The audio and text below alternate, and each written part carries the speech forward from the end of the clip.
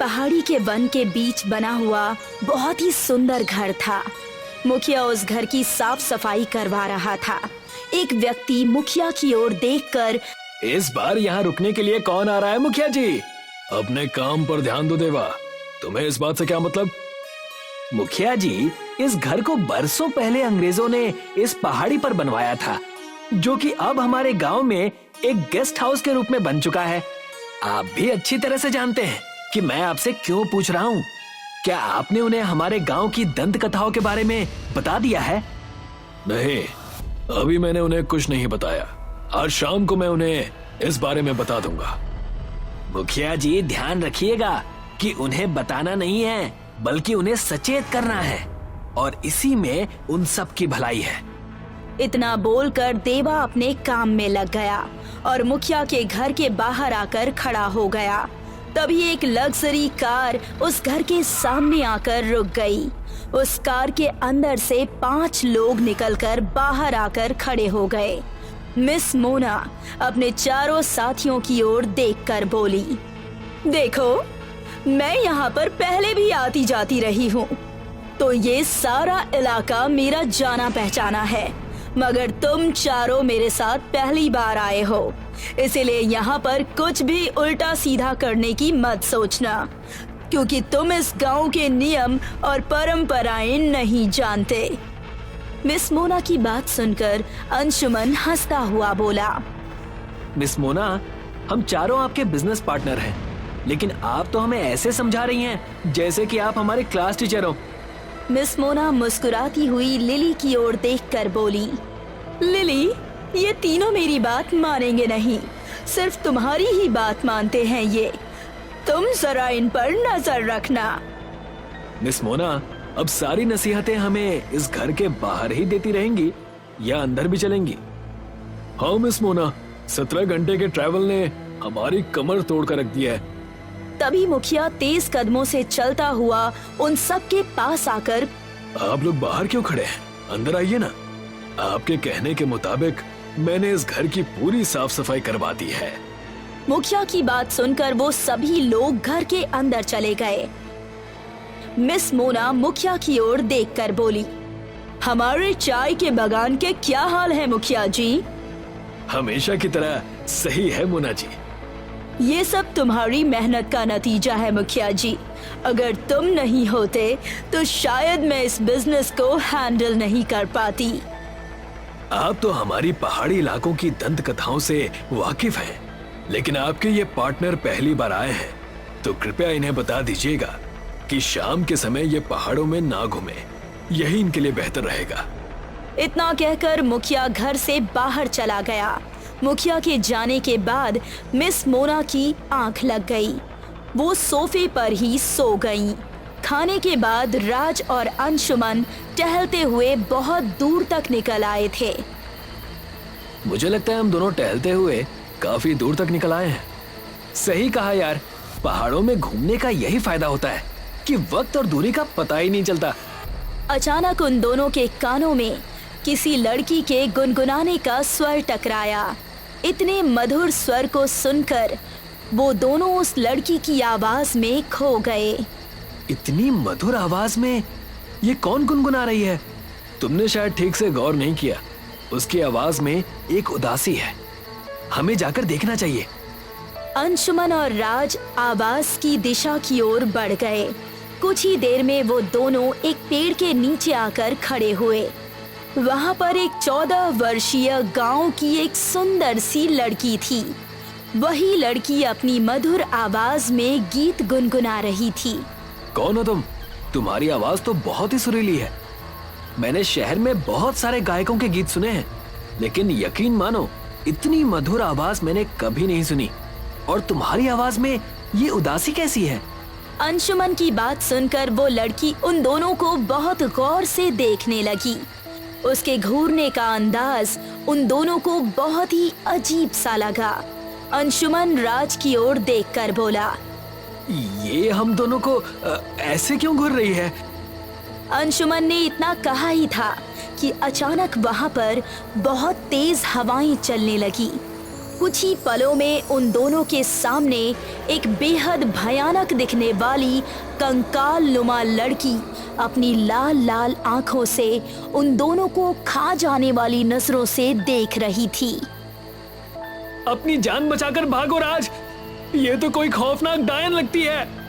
राज और अंशुमन वहां से भागने ही वाले थे कि तभी उस लड़की ने तुरंत अंशुमन को दबोच लिया। उसके हाथों की उंगलियां बहुत ही लंबी और नुकीली हो चुकी थी। उसने अपनी पैनी और धारदार उंगलियां अंशुमन के सीने में गाड़ दी। अंशुमन की चीख पहाड़ों में गूंज गई। इस भयानक दृश्य को देखकर राज अपने शरीर की पूरी ताकत लगाकर वहां से भागने लगा। अचानक उसका पैर किसी पत्थर से टकराया और वो बेहोश हो गया। अगली सुबह उसे होश आया और राज दौड़ता हुआ गेस्ट हाउस में पहुंच गया। राज, तुम रात भर कहाँ थे? अंशुमन कहाँ गया? तुम्हें पता भी है, तुम दोनों की चिंता में हम तीनों रात भर ठीक से सोए भी नहीं। हमने तुम दोनों को ढूंढने के लिए गांव वालों से मदद भी मांगी, मगर गांव वालों ने रात में मदद करने से इनकार कर दिया। अंशुमन कहाँ है? राज कपकपाती हुई आवाज में उन सबको वो भयानक घटना बताने लगा। तुम्हारा दिमाग तो ठीक है राज, तुम जानते भी हो तुम क्या बोल रहे हो। सच सच बताओ, रात में कौन सी मूवी देख कर आए हो? मेरा एक एक शब्द सच्चा है। उस भयानक डायन लड़की ने मेरी आंखों के सामने अंशुमन को मार डाला। बस बहुत हो गया राज। लिली मिस मोना की ओर देखकर बोली, मिस मोना, मुझे लगता है कि हमें पुलिस में कंप्लेंट लिखानी चाहिए। नहीं लिली, हम सबको गांव के मुखिया के पास चलना चाहिए। इस गांव के मुखिया की पुलिस से ज्यादा चलती है। पुलिस भी मुखिया की मदद के बगैर इस गांव में कुछ नहीं कर सकती। चलो मेरे साथ। वो सारे लोग कार के अंदर बैठ गए और कार गांव की ओर दौड़ा दी।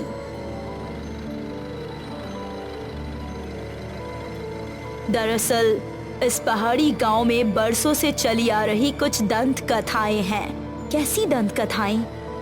पहाड़ों की दंत कथाओं के अनुसार अगर भूख से तड़पते हुए किसी लड़की की मौत हो जाती है या फिर जिस लड़की को ज्यादा प्रताड़ित किया गया हो उस कारण उसकी मौत हो जाती है, तो वो पहाड़ों में आत्मा बनकर भटकती है।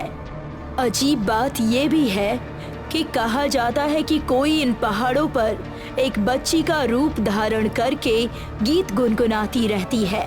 अगर कोई उसकी आवाज सुनकर उसके पास चला जाए तो फिर वो अपने भयानक रूप में आकर उसे मार देती है। और राज ने हमें बिल्कुल वैसा ही बताया।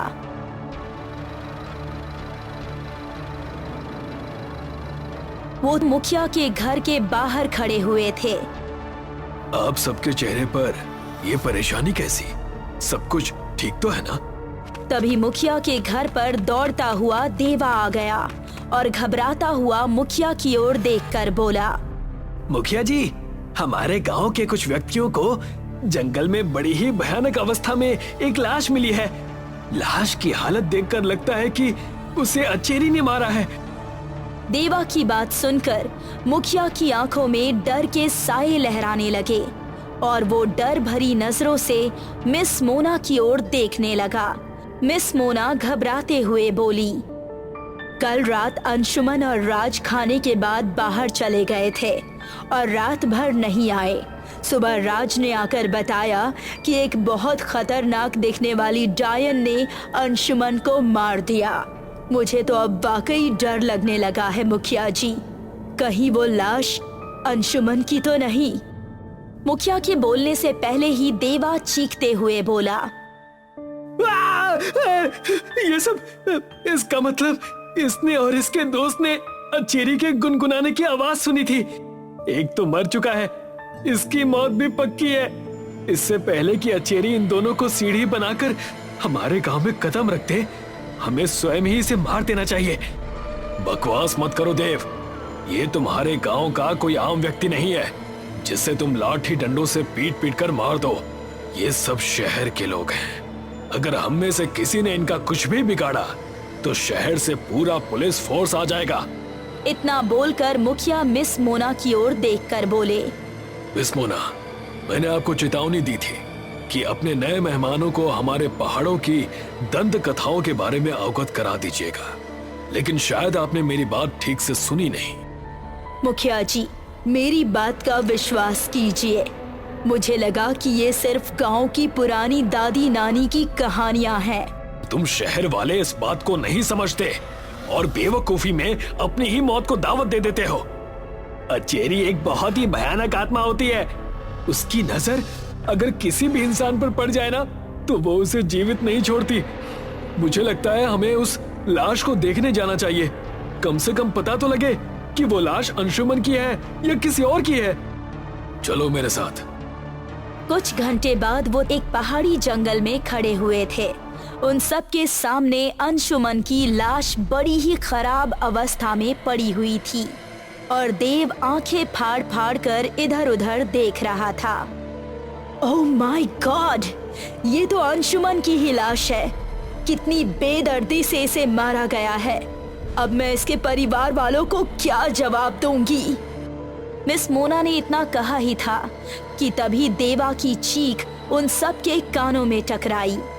तुम सब लोग यहाँ आओ। देवा की बात सुनकर सभी देवा की ओर चले गए, सिवाय राज को छोड़कर।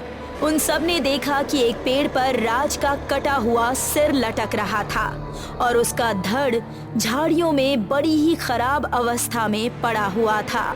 इस भयानक दृश्य को देखकर उन सब की आंखें फटी की फटी रह गईं। ओह माय गॉड, इसका मतलब कल रात राज भी मर चुका था। अगर राज मर चुका है तो फिर हमारे साथ जो है वो कौन है? वो कोई और नहीं बल्कि अचेरी है, जो हमें धोखे से यहाँ तक खींच लाई। हम में से कोई भी अब जीवित नहीं बचेगा। और राज उन सब के सामने आकर खड़ा हो गया। अचानक राज का चेहरा एक भयानक औरत में परिवर्तित हो गया, जिसका सिर्फ कंकाल ही दिखाई दे रहा था। उसने अपनी भयानक आंखों से जैसे ही मिस मोना की ओर घूरा, अचानक मिस मोना के शरीर के परखच्चे उड़ गए। आखिर ये सब कुछ हो क्या रहा है? ये समय इन सब बातों का नहीं है, बल्कि अपनी जान बचाने का है। भागो यहाँ से लिली। लिली और विकी अपने शरीर की पूरी ताकत लगाकर वहां से भागने लगे। अचानक विकी के कानों में लिली के चीखने की आवाज टकराई। विकी ने जैसे ही पलट कर देखा तो उसके पीछे कोई नहीं था। लिली, क्या हुआ तुम्हें? कहाँ हो तुम? मेरी बात का जवाब दो। तभी विकी के कानों में लिली की आवाज टकराई। मैं तुम्हारे ही पीछे हूँ विकी, आखिर तुम क्यों भाग रहे हो? राज ने जैसे ही देखा तो लिली उसे रहस्यमयी अंदाज में मुस्कुराकर देख रही थी। तुम अचानक से कैसे मुस्कुराने लगी? हमारे रास्ते के तीनों कांटे निकल गए। मुस्कुराऊं नहीं तो और क्या करूं? सोचो विकी, हम 5 बिजनेस पार्टनर्स थे, जिसमें से 3 खत्म हो गए हैं और अब सारी प्रॉपर्टी सिर्फ हम दोनों की है। हम दोनों मजे से अपनी जिंदगी बिताएंगे। ये कैसी बातें कर रही हो तुम? ऐसा सोच भी कैसे सकती हो? विकी ने इतना कहा ही था कि तभी विकी के कानों में देवा की आवाज टकराई। वो लिली नहीं बल्कि कोई और है। अगर मेरी बात का विश्वास नहीं होता तो जरा ऊपर की ओर नजर मारो। देवा की बात सुनकर विकी ने जैसे ही ऊपर की ओर देखा तो उसने देखा कि लिली एक पेड़ के ऊपर लटक रही थी। उसके सीने में एक लकड़ी का नुकीला डंडा गड़ा हुआ था। विकी भयभीत आंखों से अपने सामने खड़ी हुई लिली को देखने लगा। अचानक लिली का चेहरा एक भयानक कंकाल में परिवर्तित हो गया। उसने अपने नुकीले पंजे विकी के सीने में गाड़ दिए।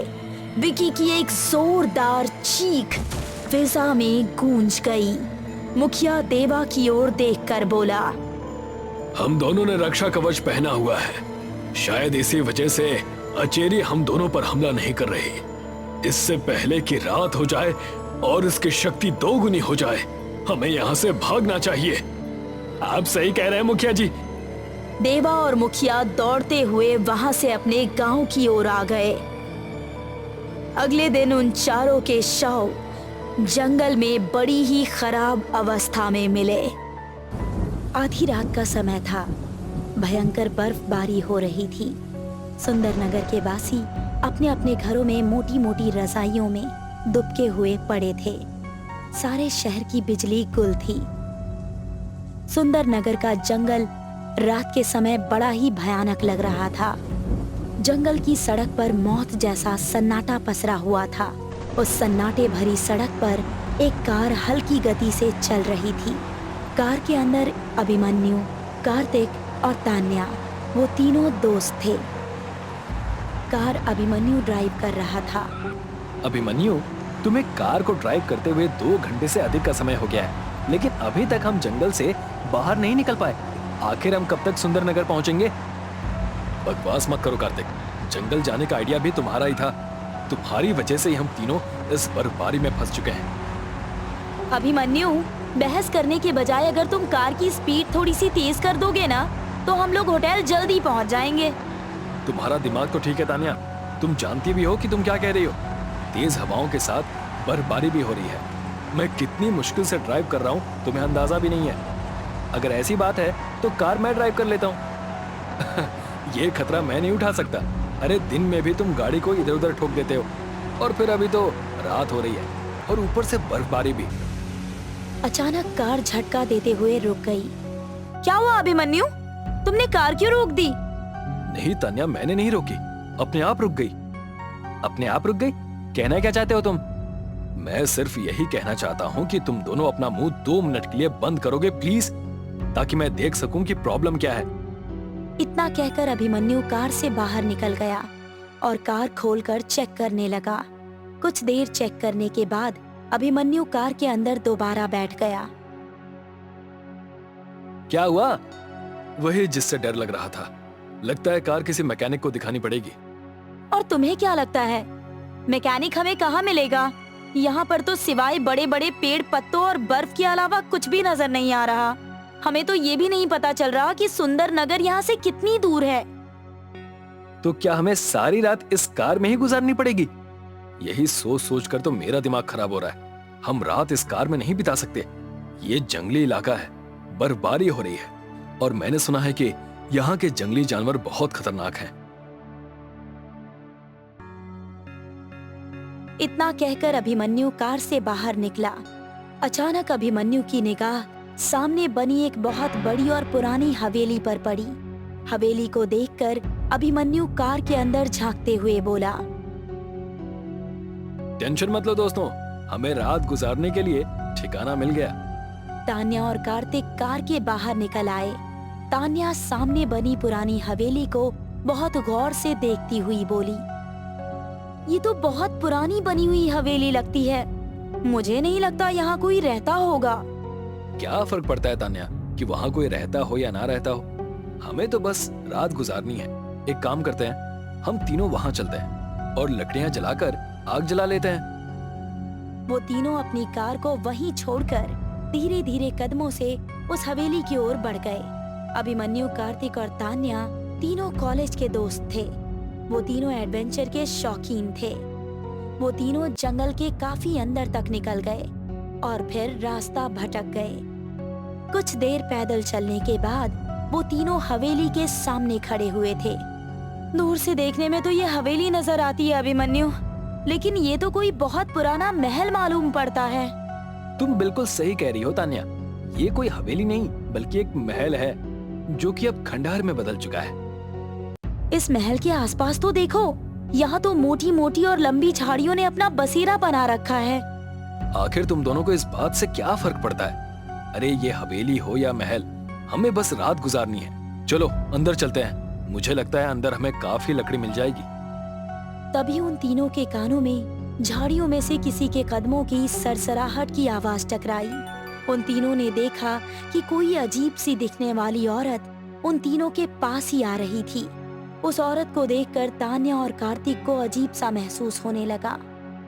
वो औरत उन तीनों को अजीब सी नजरों से घूरती हुई बोली, तुम तीनों कौन हो और इस महल के बाहर क्या कर रहे हो? हम तीनों दिल्ली शहर के रहने वाले हैं। सुंदरवन घूमने के लिए आए थे। आज हमारा जंगल घूमने का मूड बना और वापसी में हम रास्ता भटक गए। अचानक रात में बर्फबारी होने लगी और हमारी कार खराब हो गई। हमें रात गुजारने के लिए कोई ठिकाना चाहिए। और कहीं तुम्हारे दिमाग में ये विचार तो नहीं आया कि रात इस महल के अंदर गुजार लेनी चाहिए? आप तो काफी समझदार मालूम होती हैं। आपने बिल्कुल सही कहा। हम इसी इरादे से यहाँ पर आए हैं। मूर्ख, ये महल नहीं बल्कि एक भूल भुलैया है।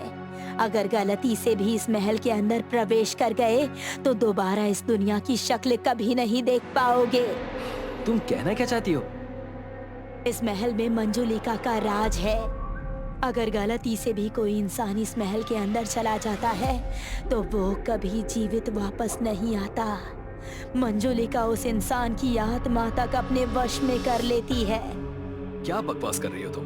तुम्हें लगता है हम तुम्हारी बात पर विश्वास करेंगे? ये सब घिसी पिटी पुरानी बातें हैं। हमने बहुत सारी फिल्मों में ये सब होते हुए देखा है। समझाना मेरा काम था। मेरी बात को मानना ना मानना ये तुम्हारे ऊपर निर्भर करता है। इस महल के अंदर जाने से पहले आसपास एक बार निगाह दौड़ा लो। यहाँ तुम्हें सन्नाटे और वीराने के अलावा कुछ नहीं मिलेगा। इतना कहकर वो औरत बड़ी फुर्ती से उन तीनों की आंखों के सामने से ओझल हो गई। अभिमन्यु, कार्तिक और तान्या ने उस औरत की बात पर कोई ध्यान नहीं दिया। वो तीनों उस महल के अंदर प्रवेश कर गए। उन तीनों ने देखा कि वो महल अंदर से काफी बड़ा था। उस महल के अंदर काफी बड़े बड़े कमरे बने हुए थे जिनमें अभी भी बहुत सी सुख सुविधाओं की वस्तुएं रखी हुई थी। तभी अचानक अभिमन्यु की नजर उस महल के एक दरवाजे पर पड़ी।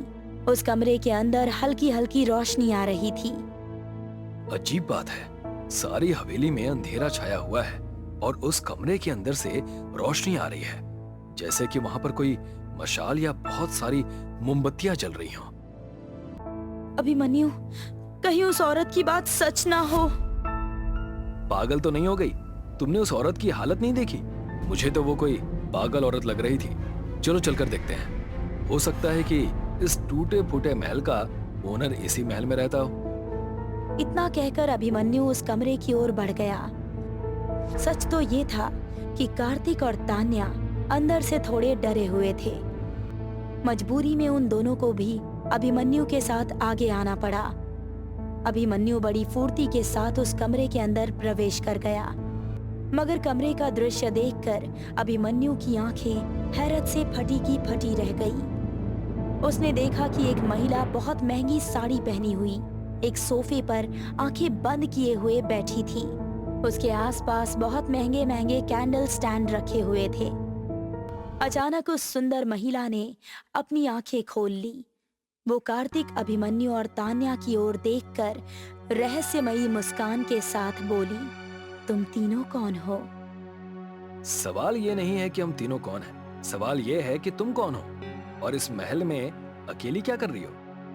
और वो भी इस खंडरनुमा महल में? अजीब बात है, तुम मेरे ही महल में आकर मुझसे पूछ रहे हो कि मैं कौन हूँ, जबकि बताना तुम्हें चाहिए कि तुम कौन हो। लेकिन फिर भी तुम्हारे पूछने पर मैं तुम्हें बता देती हूँ कि मेरा नाम। अचानक वो महिला बोलते हुए रुक गई और धीरे धीरे कदमों से उठकर उन तीनों के करीब आकर खड़ी हो गई। बाहर बहुत सर्दी है और तुम तीनों भूखे भी मालूम पड़ते हो।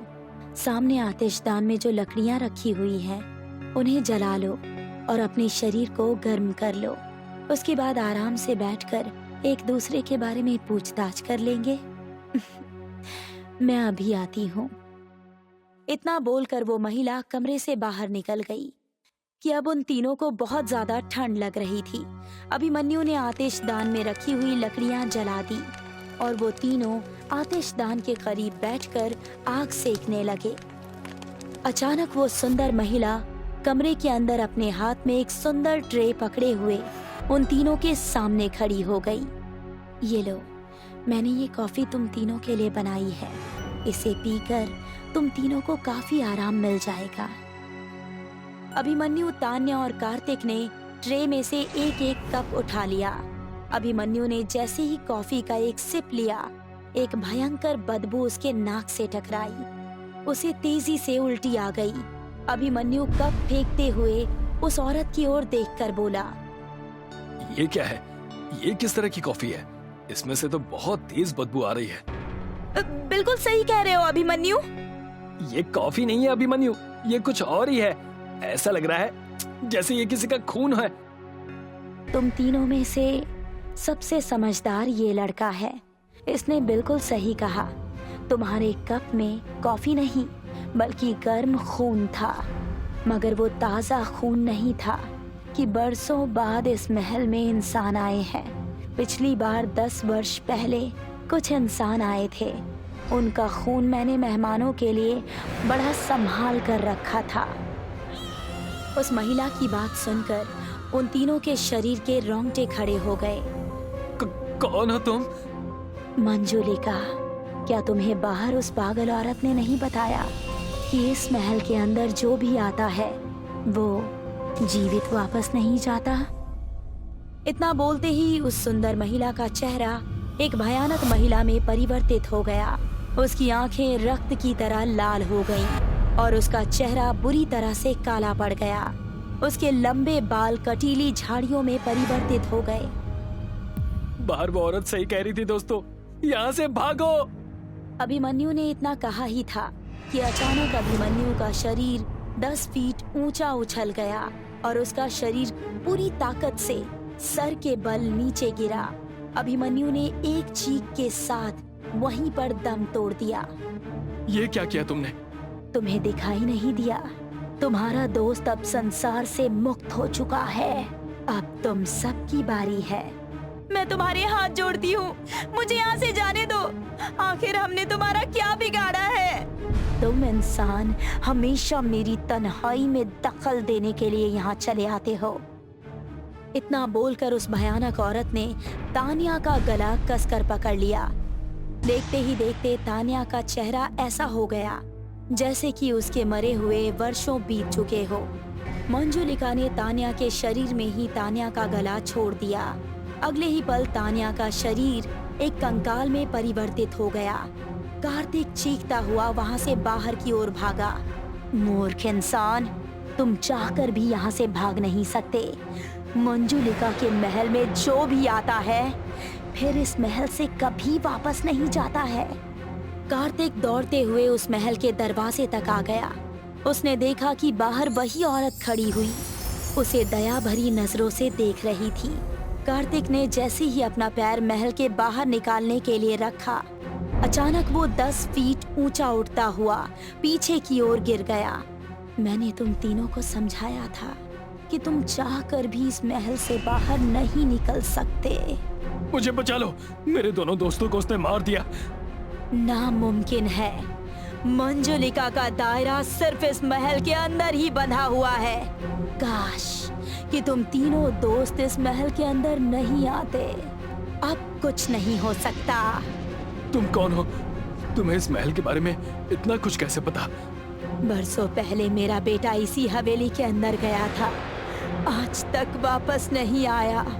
मैंने उसका इंतजार करते करते इन्हीं झाड़ियों में दम तोड़ दिया। तब से मेरी आत्मा यहीं भटकती है और यहाँ हर आने वाले को महल के अंदर जाने से सचेत करती है। मगर पता नहीं लोग मेरी बात पर विश्वास क्यों नहीं करते। इतना कहकर वो औरत वहाँ से गायब हो गई। तभी मंजुलिका कार्तिक के सामने आ गई। कार्तिक की दिल दहला देने वाली चीख सन्नाटे में गूंज गई। अगले दिन पुलिस को तीनों की लाशें उस महल के बाहर पड़ी हुई मिली। एक हवलदार पुलिस वाले से बोला, अब क्या करना है साहब? क्या कोई केस बनाना है? हम सभी जानते हैं कि हत्या किसने की है। सही कहा साहब, भला आत्माओं को गिरफ्तार कैसे किया जा सकता है? पता नहीं लोग इस भूल भुलैया वाले महल में क्यों चले जाते हैं। पुलिस ने केस की फाइल हमेशा के लिए बंद कर दी।